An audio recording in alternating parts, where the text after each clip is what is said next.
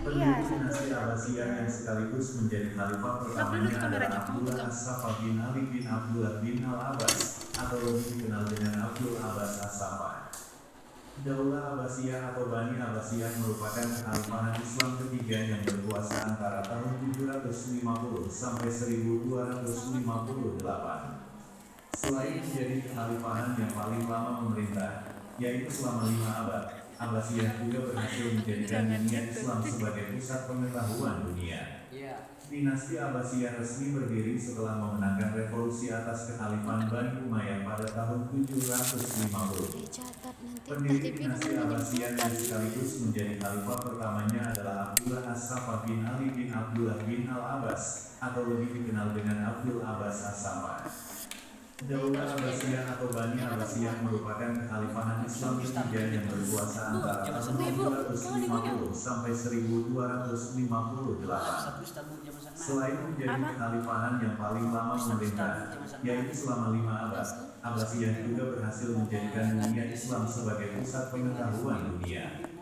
Dinasti Abbasiyah resmi berdiri setelah memenangkan revolusi atas kekhalifahan Bani Umayyah pada tahun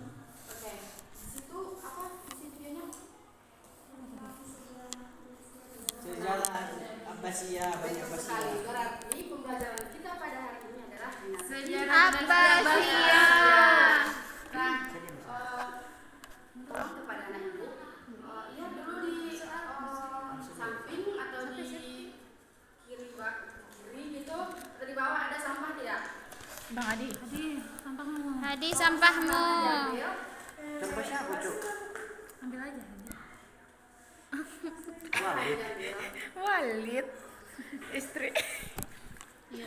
Masa kekuasaan yang berdiri setelah kekuasaan dinasti Umayyah. Nah, munculnya dinasti Abbasiyah ini diambil dari kata nama Abbasiyah, yaitu Abbas bin Abdul Muthalib, yaitu paman dari Nabi Muhammad. Kenapa dikatakan dinasti Abbasiyah itu diambil dari kata apa? Nama Abbasiyah. Dari nama pamannya Bu, Abbas bin Abdul Muthalib. Nah, mereka itu lama berkuasa, yaitu dari tahun 750 Masehi sampai 258 Masehi. Itu merupakan waktu yang cukup lama, kan? Ya. Nah, ibu kota dari pemerintahan mereka itu awalnya di Kufah.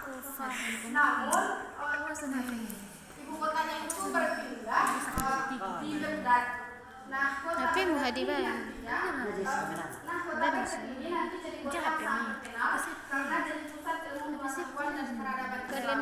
Nah, berulang, dinasti Abbasiyah itu berasal dari nama Paman Nabi Muhammad, yaitu Abbas bin Abdul Muthalib. Nah, mereka itu berkuasa lama, yaitu dari kapan? Tahun 750 Masehi sampai 1258 Masehi, Bu. Berarti sekitar 500 tahun. 500 tahun. Sekali. Nah, di mana tempat awalnya? Pusat pemerintahannya di Kufah. Lalu berpindah ke Baghdad. Nah, lanjut. Paham itu? Insyaallah, Bu.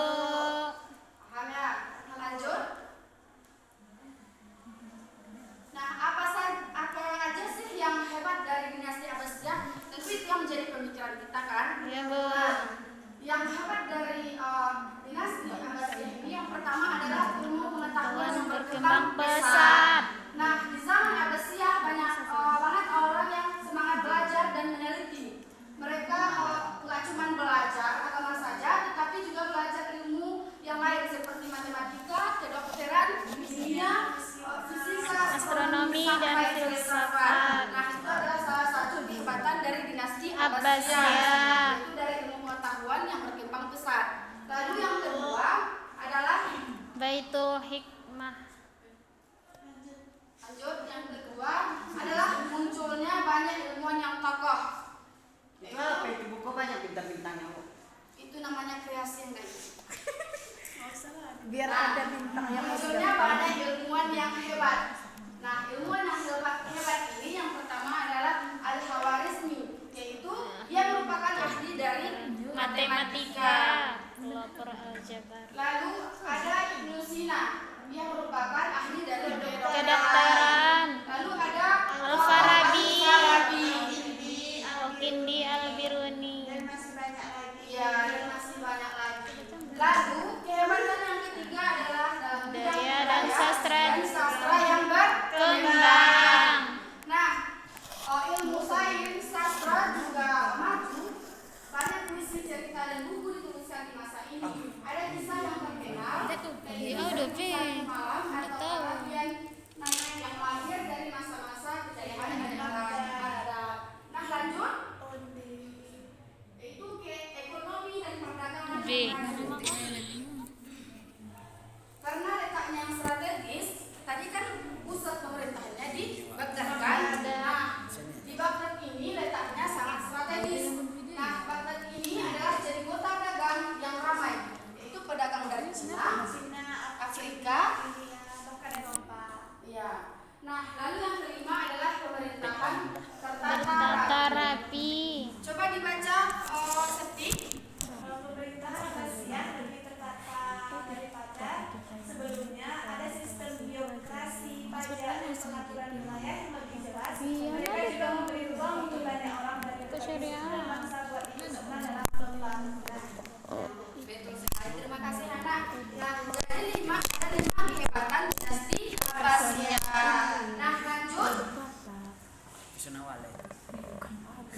Nah, ada 5 kehebatan tadi kan. Jadi yang menjadi pertanyaan kita, kenapa sisa dinasti Abbasiyah ini runtuh? Ya kan? Nah, walaupun hebat banget nih dinasti Abbasiyah ini, maka mereka lemah itu karena ada beberapa faktor. Yang pertama adalah banyaknya konflik internal. Apa itu konflik internal? Permasalahan yang ada di dalam suatu Kerajaan. Di dalam kerajaan ke Nah, contoh dari konflik internal ini adalah perebutan kekuasaan di antara keluarga kerajaan.